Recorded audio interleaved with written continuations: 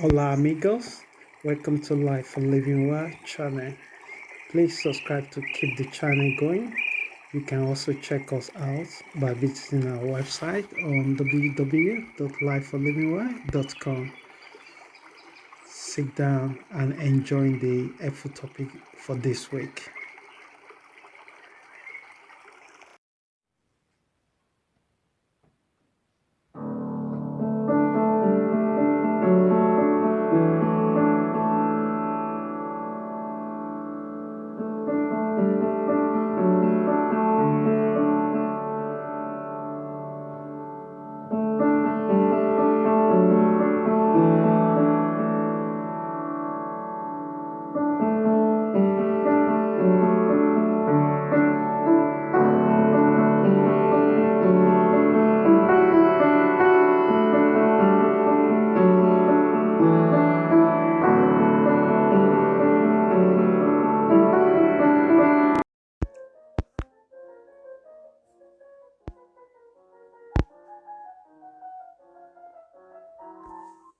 Hey, welcome back to another episode from Life for Living Well.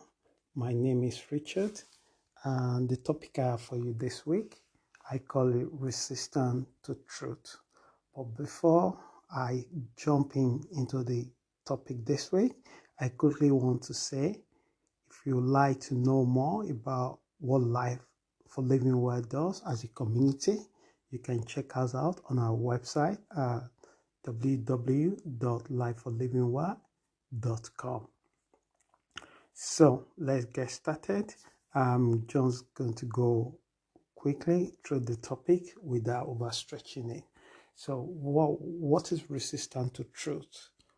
How do you know if you are resistant to truth? Either by sabotaging yourself from what you want more, whether by giving too much in things that you should be measured or balanced or in a moderate. So these are the things that I wanted to explore with the topic I have this week. So let's get started. Whatever is true is always stronger and better than the alternative truth, as it's popularly called these days. These days, when people try to counterbalance the facts you present to them, they call it alternative truth. But the truth in actual message with this particular podcast is go beyond simple by fact and evidence in scientific way. It just being the things around the other thing that we don't pay attention to. So the foundation of the universe was built on truth, as many of our ecosystems were governed with universal laws. There's not enough time to examine all these universal laws that govern the universe. And each time we violated this law, we only find the consequences of it in a way that it can affect us mentally, emotionally, sometimes financially, and psychologically. But when we also use our intellect to obey and use this law for our growth, it can also benefit us a lot. Anytime our actions is always opposed the effect of thing that we want to achieve, we always get the equal or the opposite result of that. So the simple law of the universe, when you don't accept the truth, is when you plant the apple and you are expecting orange to come up. That's never going to happen. You reap what you sow. You don't sow anything, you don't reap anything. If it's so minimal, you return the same thing. So, how do we resist anti-truth? These are the areas that I want to explore with this particular podcast this week, and I wanted to link it to our personal encounter in our day-to-day living.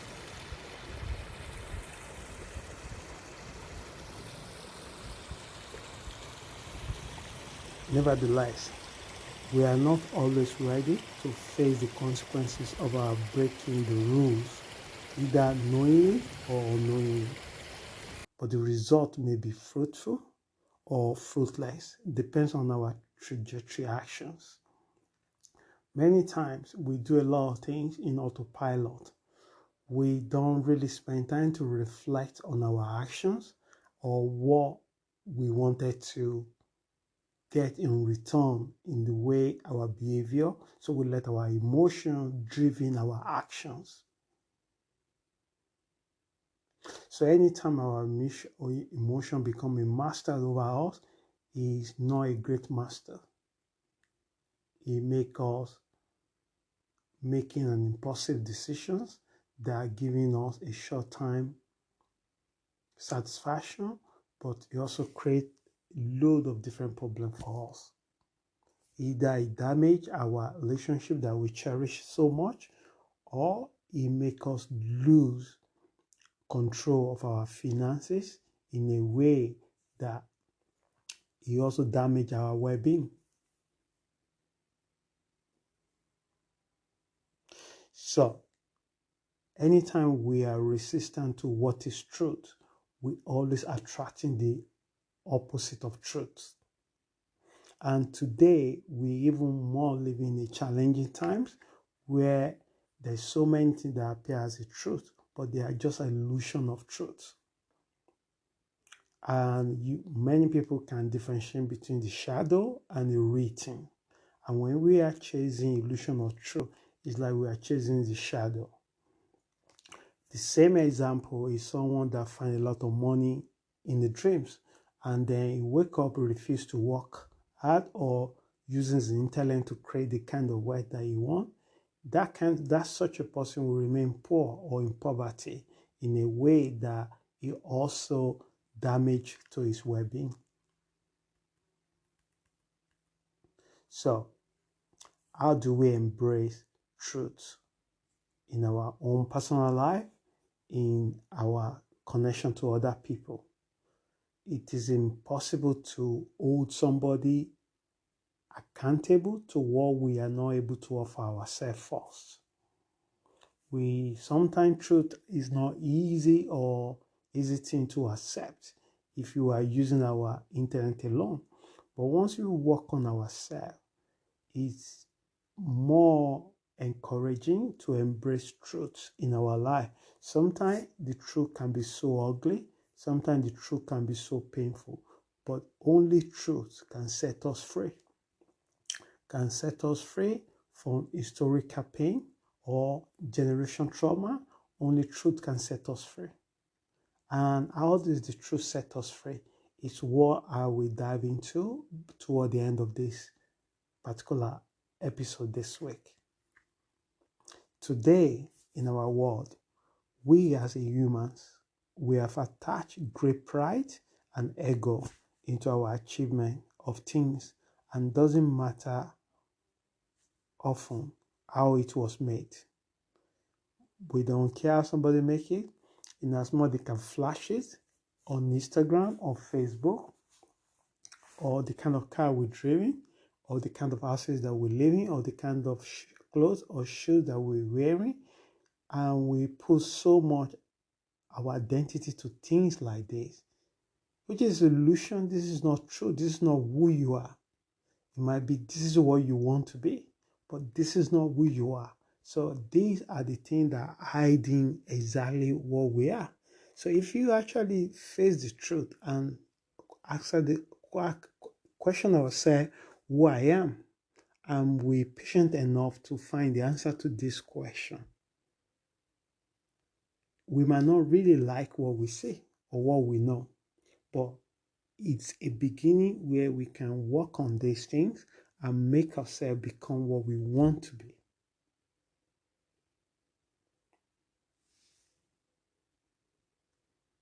Facing the truth is to reflect on our process that leads to achieving goal. So many people focus on the end goal and the result, and they don't really think about the process that lead them to the end goal. And when they now become achieving things that they want, they now suddenly realize that they are alone. Their family is no longer part of them. Their close relationship is no longer part of them. They also carry a lot of guilt and shame within them because of the process and what they've done to achieve all those things that they think will make them become somebody. So, how do we resist them to the truth? Is when we allow our lower version of our shadow self to become more dominant into our true self. And when we cannot separate our true self from our shadow self, we allow our shadow self to carry so many multiple identity that taking us to places that we never imagined that would be. But the circumstances have allowed us to arrive there because we become more single-minded and we just focus on the goals alone and we ignore the process that actually will form and shape our character for times to come. Okay, I'm coming toward the end of it, so I have a few more minutes that bring it to the end. When we overly rely on intellect to solve the intelligent problems, which we have so many of in our world today, see how much we spend on resources to exploring space and space and space. There's millions of that. We haven't even begin to work on things that take 1/3 of the space of the planet Earth, water. We haven't even do that, and we haven't even begin to exploring human being as a being of self. Because as much as you put two people together, they were so far different and complex. And the fact that you have the free will to change yourself, it also make you very unpredictable. Because if somebody just decide and come to conclusion that because you do this today, this is how you will do it in 10 years time, then they don't know what they're talking about. Because as a human being, how complex we are because of the factor of our emotions, our intelligence, our spiritual side, make us more fluid, that you can't just put us completely in a box. So as much as we put our energy to explore the space, but there's so much thing that's so closer to us that we don't even have an idea how to start it at all. So many academics are invest, so many departments, psychology, therapy, are invest in trying to understand the human nature, but they still not get to the complete picture of it. How much more life under the ground, that the water take cover 1/3 of the space of this world, and we still don't have fully exploring as we explore the space. So over rely on our intellect to solve the intelligent problems have proved inadequate, but we are highly depends on it. So much we depend on our intellect to solve any problem. But in true self, these have created even more problem. It solve one problem and it create 10 more problem. It's like never ending cycle. But we continue to do it. As a result, we have compounded our problems beyond the original problem. Think how internet has solved the problem of time when it comes to verbal communication between human to human or machine to machine. It also creates enormous challenges for everyone, such as parents, government, and individual liberty. Today, you could send a message to a friend of yours within a second and they can reply you back. Let's just go backward. 300 years ago, people communicate the same way people send code and message to the same each other. But they need a messenger to go between them. Today, technology becomes the messenger faster than the way the message was transcribed that day. Only the privileged can actually do it most often. So when the telephone telegraph comes, only the most privileged that can also use it often to communicate. But today, there's a mass communication gadget in the world today, which is cheaper, which is available, which is spread, so increased number of people to communicate.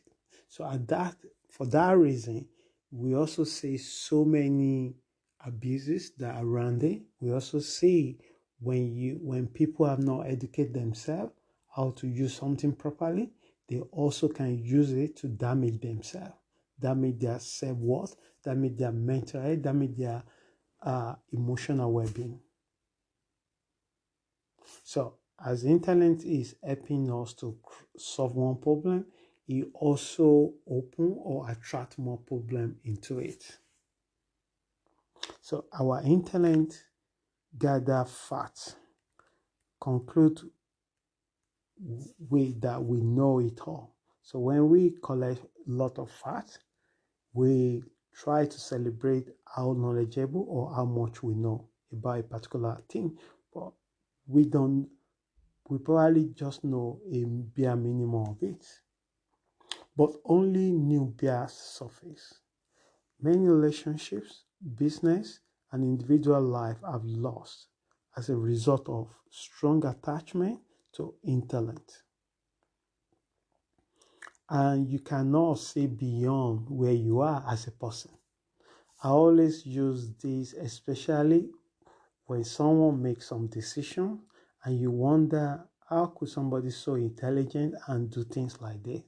But the level of thinking is not always correlating to the level of somebody academic or academic achievement or qualification. In fact, you need to combine so many layers of wisdom together to arrive to conclusion where majority of the populace might be agree with you or they might be disagree with you if they are not in the same level of consciousness that you are coming from. And this is particularly common in family. So the fact that you are family, you might think that you will reason and think in the same way, but realities show that you're totally in different stage in life. Despite the fact that you have history of being with each other together and probably share common interests. So many relationship, business, and individual life have lost as a result of strong attachment to intellect. To seek the truth, surrender to truth will take radical change in our approach to life. As there are many masks created for us from childhood till current adult age, without embrace and reconnect with our spiritual side to unlock the truth in us. So how do we begin to smashing in all the masks that we carry, the job title that we have, the family that we own, the friend that we have, and the title the society give us? All these things are part of us, but all these things are not just who we are.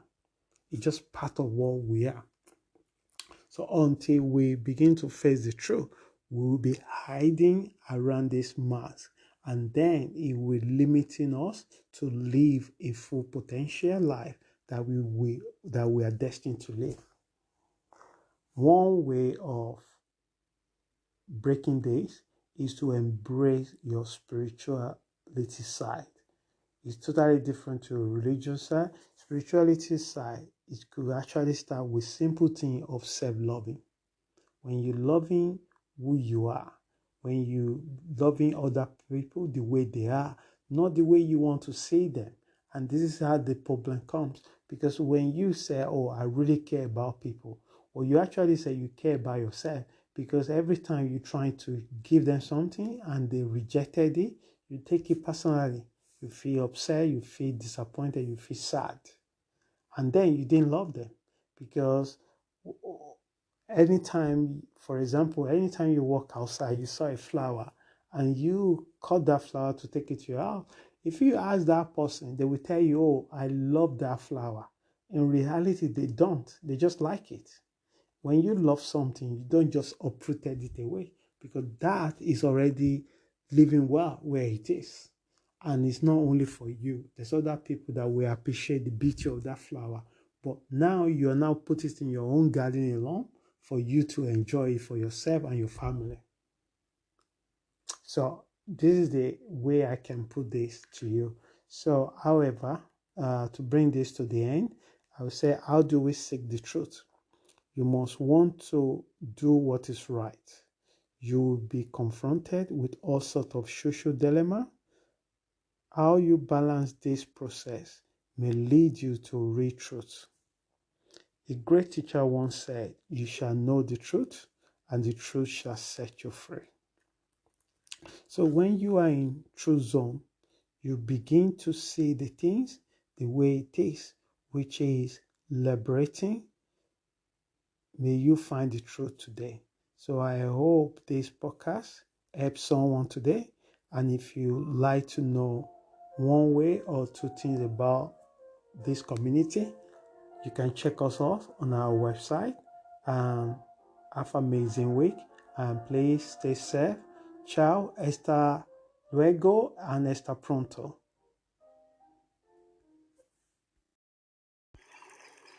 From everyone here, from Life for Living Well, we say hasta luego, amigos. Thank you for your time this week. May your rest of the week be safe and loving. Please subscribe to our channel to keep it going. And you can find more information on our website by visiting www.lifeforlivingwell.com. Goodbye.